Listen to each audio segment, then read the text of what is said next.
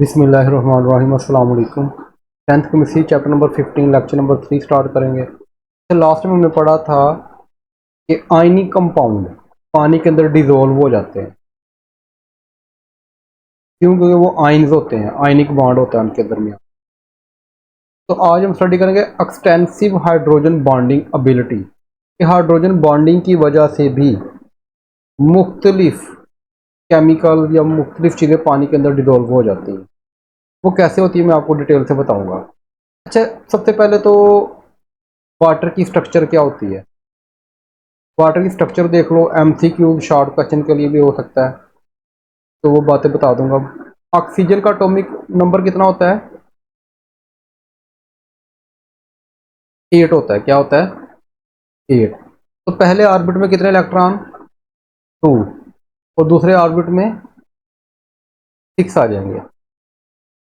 ठीक है, यानी आखिरी ऑर्बिट 6 होंगे। तो बस 6 इलेक्ट्रॉन आखिरी ऑर्बिट में है, तो कितने चाहिए इसको? 8 मुकम्मल करने के लिए, ऑक्टेट रूल मुकम्मल करने के लिए कितने इलेक्ट्रॉन चाहिए इसको? मजीद 2 इलेक्ट्रॉन चाहिए। तो ये फिर जो आखिरी इलेक्ट्रॉन है, ये कहता है क्यों ना मैं हाइड्रोजन के साथ एक क्या बना लूँ, बॉन्ड बना लूँ। तो ये हाइड्रोजन से बॉन्ड बना लेता है, नीचे भी हाइड्रोजन से। वैसे covalent bond, single double triple covalent bond, वो 9th में दोबारा अगर लेक्चर देख ले तो उसके अंदर क्या होगा कि आपको ये सारे कॉन्सेप्ट क्लियर हो जाएंगे, यानी शेयरिंग ऑफ इलेक्ट्रॉन के, कोवलेंट कंपाउंड के। तो जो कोवलेंट बॉन्ड बनता है वो सारा मैंने बहुत डिटेल से बताया हुआ उसके अंदर। अच्छा, ये क्या होगा? अब ये तो बॉन्डिंग बना ली, एक इलेक्ट्रॉन ये और एक ये, तो ये बन गया बॉन्ड पेयर। यहाँ पे देखो, ये देखो नजर आ गया आपको, नीचे भी बॉन्ड पेयर बन गया। अब ये अंदर वाले इलेक्ट्रॉन की तो हम बात ही नहीं करते, इनर इलेक्ट्रॉन हम बात करते सिर्फ आउटर मोस्ट इलेक्ट्रॉन की। तो ये 2 इलेक्ट्रॉन ये बच गए और 2 ये बच गए। इन 2 इलेक्ट्रॉन को हम क्या नाम देते हैं जो बॉन्ड बनाने में हिस्सा नहीं लेते? लोन पेयर का। क्या बोलते हैं हम इसको? Lone pair. इसका मतलब वाटर मॉलिक्यूल के पास 2 क्या होते हैं? एक बॉन्ड पेयर ये, एक बॉन्ड पेयर ये। कितने बॉन्ड पेयर हो गए? 2 बॉन्ड पेयर। और लोन पेयर कितने हैं? वो भी 2 हैं। आगे बात समझ। तो जो आयनिक सॉरी वाटर जो होता है उसके अंदर टोटल इलेक्ट्रॉन पेयर होते हैं 4।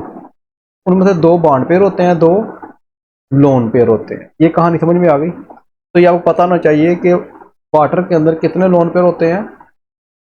2 लोन पेयर होते हैं और 2 ही बॉन्ड पेयर होते हैं। अच्छा, और वाटर की स्ट्रक्चर इस तरह की होती है। ये देखो, ये जो है ना सिंगल कोवलेंट बॉन्ड, इसको मैंने ये ब्लैक लाइन से शो कर दिया। और देखो ऑक्सीजन के ऊपर ये 2 इलेक्ट्रॉन पड़े हुए हैं ना, और 2 ये पड़े हुए हैं। कितने लोन पेयर हैं? 2 लोन पेयर हैं। आगे बात समझ। ये इसकी स्ट्रक्चर होती है। अच्छा, अब जो होता है ना एक वाटर मॉलिक्यूल, ये देखो H2O, ये दरमियान में नजर आ रहा है आपको। बाकी साइडों पे ना देखो, रेड कलर का जो बॉल है वो ऑक्सीजन है और व्हाइट कलर का बॉल हाइड्रोजन है। कहता है अब इसके पास यहाँ पे भी लोन पेयर, यहाँ पे भी लोन पेयर, और हाइड्रोजन ये है और दूसरा ये है। अब ये हाइड्रोजन दूसरे वाटर मॉलिक्यूल के ऑक्सीजन एटम, क्योंकि हाइड्रोजन पॉजिटिव होता है और ऑक्सीजन एक साथ बॉन्ड बना लेगा। इसी तरह वाटर का ये वाला हाइड्रोजन दूसरे ऑक्सीजन के साथ बॉन्ड बना लेगा। इसे बोलते हैं हाइड्रोजन बॉन्डिंग। क्या बोलते हैं हम?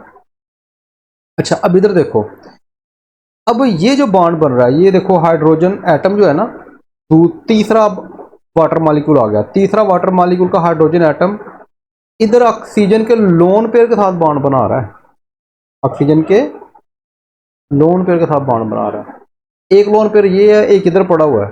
तो इधर से फोर्थ वाटर मॉलिक्यूल क्या हो रहा है कि अपना हाइड्रोजन बॉन्ड इस ऑक्सीजन के लोन पेयर के साथ बॉन्ड बना रहा है। तो कितनी बॉन्डिंग होगी टोटल? 4। यानी कि एक वाटर मॉलिक्यूल 4 वाटर मॉलिक्यूलों के साथ अटैच हो सकता है, बॉन्ड बना सकता है इंटरमॉलिक्यूलर फोर्सेज के जरिए, हाइड्रोजन बॉन्डिंग के जरिए। मेन तो इंटरमॉलिक्यूलर फोर्सेज कहते हैं ना, एक मॉलिक्यूल के दूसरे मॉलिक्यूल के साथ जो अट्रैक्शन होती है। तो एक वाटर मॉलिक्यूल कितने बॉन्ड बना सकता है? वाटर के साथ 4 वाटर मॉलिक्यूल के साथ बॉन्ड बना सकता है। इसकी जो स्ट्रक्चर होती है ना वो इस तरह की होती है। देखो जरा, ये यही चीज थी ना, इसे बोलते हैं टेट्राहीड्रल शेप। क्या बोलते हैं? हीड्रल। टेट्रा का मतलब चार, हीड्रल का मतलब कोने कह लो आप, कॉर्नर। इनके टेट्राहीड्रल 4 कॉर्नर्स होते हैं। क्या होते हैं इसके? 4 कॉर्नर्स होते हैं, जिस साथ ये कहते हैं 4 वाटर मॉलिक्यूल के साथ ये बॉन्ड बनाता है।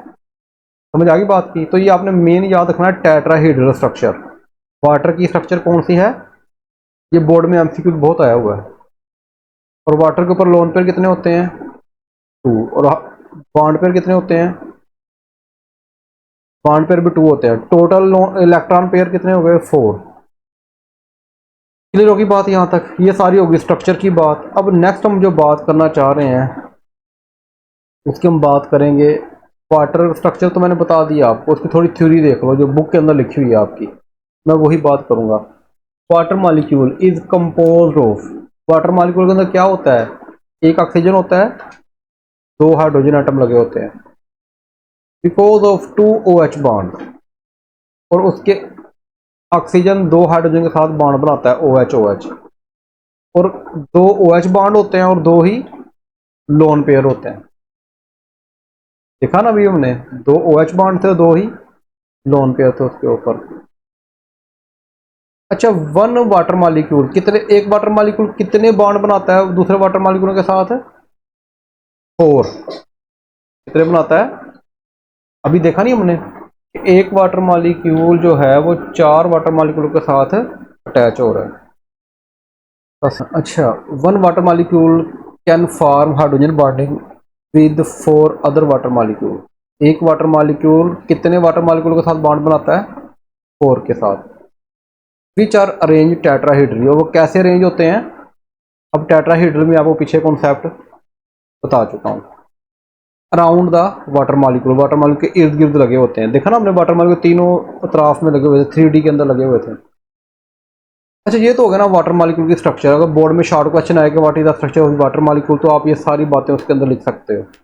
अच्छा, आगे एक्सटेंसिव हाइड्रोजन बॉन्डिंग एबिलिटी। अब ये स्ट्रक्चर तो अगर आपको याद हो, ये कौन सी स्ट्रक्चर है? ये हमारी कौन सी स्ट्रक्चर है? ये ग्लूकोज की। किसकी है ये? हमारी। बस मैंने ये वाला जो H है ना, जो इधर लगा होता है OH साथ, ये मैंने अलग करके लिख दिया, बस। परेशानी तो नहीं कोई? अच्छा, ये पार्शियल नेगेटिव होता है, पार्शियल पॉजिटिव। अब इसे समझाने के लिए किया मैंने। अब देखो, चीनी को पानी में डालते हो, शुगर को आप और हिलाते हो, तो वो क्या होती है? चीनी पानी के अंदर डिजोल्व हो जाती है। लेकिन चीनी आयनिक कंपाउंड तो नहीं है। जो शुगर है वो तो सक्रोज है। जो ये चीज़ हमने पढ़ी थी, असल में ग्लूकोज और फ्रक्टोज मिलते थे, इनके मिलने से आपकी शुगर बनती थी, सक्रोज बनता था। ये हमने ऑलरेडी आपको आई थिंक सो इससे पहले जो चैप्टर था उसमें समझा दिया था मैंने। ठीक है, याद है कि नहीं ये? तो इसके मिलने से क्या बनती थी? शुगर बनती। अब शुगर के अंदर OH काफ़ी ज़्यादा है। अब वाटर, अब ये हल कैसे होता है? ये जो था ना हमारा आयन डाइपोल फोर्सेस, उसके जरिए हल नहीं होता, बल्कि ये हल होता है, वाटर मॉलिक्यूल आएगा, अब ये ऑक्सीजन नेगेटिव है और हाइड्रोजन पॉजिटिव वाटर का, तो ये आपस में क्या बना लेंगे? बॉन्डिंग बना लेंगे, हाइड्रोजन बॉन्डिंग बना लेंगे। इसका मतलब जो चीनी पानी में हल होती है, ये एमसीक्यू के लिए भी अहम है। जो शुगर या कोई भी ऐसा कंपाउंड जो OH बॉन्ड रखता है, जो पानी में हल होता है, किस वजह से होता है? Due to the hydrogen bonding. Due to the hydrogen bonding की वजह से पानी में हल होता है। अब ये इधर भी बॉन्डिंग बनाएगा वाटर मॉलिक्यूल, वाटर मॉलिक्यूल इस ऑक्सीजन के साथ भी बनाएगा अगर मैं हाइड्रोजन अलग कर दूं, और ये वाटर मॉलिक्यूल अगला आके इस ऑक्सीजन के साथ भी बॉन्ड बनाएगा। यानी ये बहुत सारे बॉन्ड बन सकते हैं इधर वाटर मॉलिक्यूल के साथ। जहाँ पे वो वाटर को ऑक्सीजन मिलेगा वो उसके साथ बॉन्ड बना लेगा। आगे बात समझ यहाँ तक? तो जो शुगर है जो वाटर के अंदर डिजोल्व होती है, वो होती है on the basis of hydrogen bonding. तो basis on the hydrogen bonding. यहाँ तक समझ आ गई बात की? साल्ट जो है, साल्ट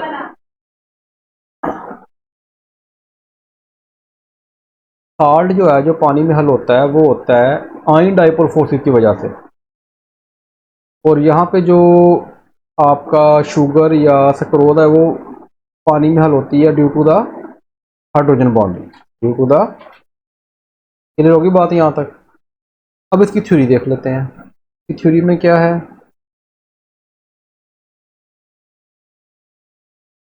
वाटर का एक बिहेवियर होता है जिसकी वजह से बहुत से पोलर जो होते हैं, नॉन आयनिक, देखो आयनिक कंपाउंड नहीं है वो शुगर जो है वो आयनिक कंपाउंड नहीं है, लेकिन वो क्या है, पोलर है।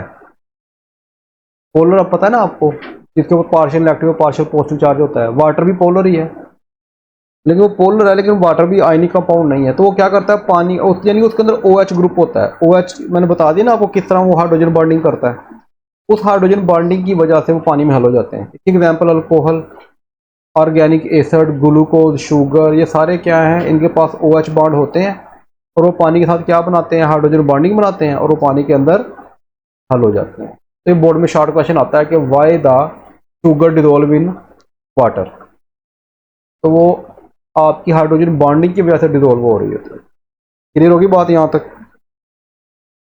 ठीक है, कोई बात इशू हो तो आप पूछ लो और बाकी दुआओं में याद रखा करो। ओके जी, अल्लाह हाफिज़।